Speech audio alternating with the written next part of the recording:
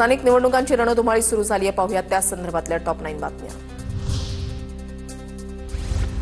कोल्हापूरमधली कागल आणि मुरगुड नगर परिषद निवडणूक मंडलिक आणि घाटगे गट एकत्र लढवणार. 2 दिवसांमध्ये निर्णय होणार. मंत्री मुश्रीफांच्या विरोधात शिंदे गटाचे माजी खासदार संजय मंडलिक आणि मुश्रीफांचे कट्टर विरोधक समरजित घाटगे एकत्र. कोल्हापूर जिल्ह्यामधल्या जयसिंगपूर नगराध्यक्षपदासाठी संजय पाटील यड्रावकरांनी केला उमेदवारी अर्ज दाखल. माजी नगराध्यक्ष आणि आमदार राजेंद्र पाटील यड्रावकरांचे ते बंधू. महायुतीमधले घटक पक्ष आणि यड्रावकर गटाकडून बाईक रॅली काढत शक्तीप्रदर्शन. सटाणा नगराध्यक्षपदासाठी मोठी रस्सीखेच सुरू. नगराध्यक्षपद महिला राखीव आल्यानं महिलांची जोरदार हालचाल सुरू. भाजपकडून रुपाली कोठावदे यांच्या नावाची सर्वाधिक चर्चा, तर माजी नगराध्यक्ष सुनील मोरे यांच्या पत्नी योगिता मोरेंचंही नाव स्पर्धेत. धरणगावच्या नगराध्यक्षपदासाठी महायुतीकडून वैशाली भावेंच्या नावाची अधिकृत घोषणा. महायुतीच्या कोर कमिटीनं पत्रकार परिषद घेत वैशाली भावे यांच्या नावाची घोषणा केली. भंडाऱ्यामध्ये नगराध्यक्षपदासाठी महिला उमेदवारांमध्ये लढत. नगरपालिका निवडणुकीसाठी काँग्रेसकडून जयश्री बोरकर तर भाजपकडून मधुरा मदनकर मैदानात.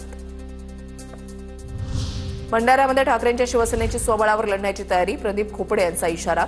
ठाकरे बंधूंचा ब्रँड ताकदीवर मुंबई महापालिकेमध्ये झेंडा फडकवणार, खोपडेंचं वक्तव्य. वाशिम जिल्ह्यामध्ये नगरपालिका निवडणुकीमध्ये शिंदेच्या शिवसेनेला खिंडार. खासदार संजय देशमुख यांच्या उपस्थितीमध्ये 30 कार्यकर्त्यांचा ठाकरेंच्या शिवसेनेमध्ये प्रवेश. कारंजा शहरामध्ये ठाकरेंच्या सेनेची ताकद वाढणार.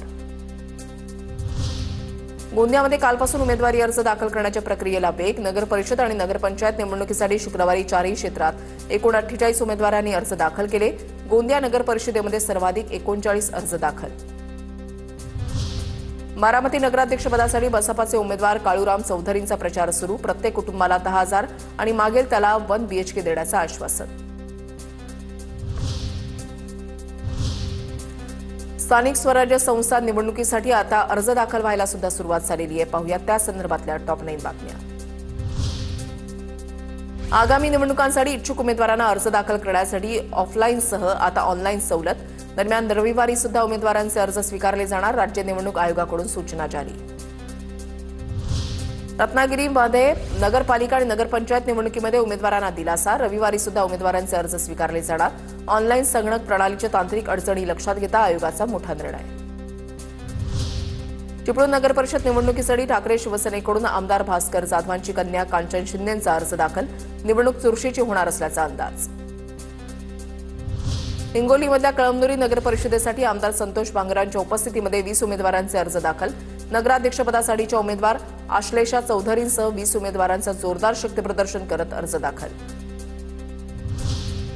नंदुरबार शहादा नगरपालिकेसाठी अजित पवारांच्या राष्ट्रवादीचे उमेदवारी अर्ज दाखल. शहरामध्ये शक्तीप्रदर्शन करत 27 उमेदवारांनी अर्ज दाखल केले. धाराशिवच्या परंडा नगर परिषदेसाठी 5व्या दिवशी 3 उमेदवारी अर्ज दाखल. जनशक्ती विकास आघाडीकडून 2 तर शिंदेच्या शिवसेनेकडून 1 उमेदवारी अर्ज दाखल. भुसावळ नगर परिषदेसाठी संजय सावकारे यांच्या पत्नी रजनी सावकारेंकडून नगराध्यक्षपदासाठी अर्ज दाखल. भुसावळ नगर परिषदेच्या नगराध्यक्षपदासाठी हा एकमेव अर्ज दाखल. लातूर जिल्ह्यामध्ये रेणापूर नगरपंचायत निवडणुकीमध्ये महाविकास आघाडीमध्ये फूट. काँग्रेससोबत न जाता शरद पवार गटानं वेगळं पॅनल तयार करून 17 जागांसाठी 12 उमेदवारांचे अर्ज भरले. इंदापूर नगराध्यक्षपदासाठी राष्ट्रवादीकडून भरतशेठ शहांचा उमेदवारी अर्ज दाखल. तर उद्या कृषीमंत्री दत्तात्रय भरणेंच्या उपस्थितीमध्ये दुसरा अर्ज दाखल करणार. आता पाहूया टॉप 9 मोठ्या बातम्या. लाल किल्ला मेट्रो स्टेशन जवळ स्फोट करणाऱ्या डॉक्टर उमरचा नवा फोटो समोर. डॉक्टर पेशामधला नवा फोटो समोर. एमसीएच्या नवनिर्वाचित सदस्यांकडून राज ठाकरेंची भेट. क्रिकेटसाठी शक्य ती मदत करणार. एमसीएच्या नवनिर्वाचित सदस्यांना राज ठाकरेंचा शब्द. तब्बल 20 वर्षांनंतर मिलिंद नार्वेकर आणि राज ठाकरेंमध्ये भेट. पूरग्रस्त शेतकऱ्यांसाठी फडणवीस सरकारचा महत्त्वाचा निर्णय.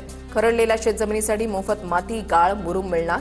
महाराष्ट्राच्या महसूल विभागाचा मोठा निर्णय. जमीन पुन्हा लागवडीयोग्य आणि सुपीक करण्यासाठी शासनाचा निर्णय.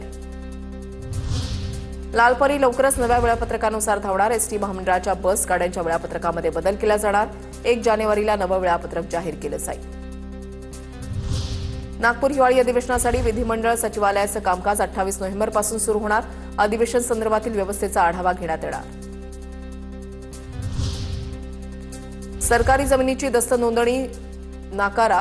निबंधकांसह जिल्हा निबंधकांच्या सूचना, मुद्रांक आणि नोंदणी शुल्क विभागाचा मोठा निर्णय. मी मुलीचं लग्न साखरपुड्यापेक्षाही मोठं करणार. कीर्तनकार इंदोरीकर महाराजांच्या मुलीच्या साखरपुड्यानंतर सर्व स्तरातून टीका होत असताना टीका करणाऱ्यांवर इंदोरीकर महाराज भडकले.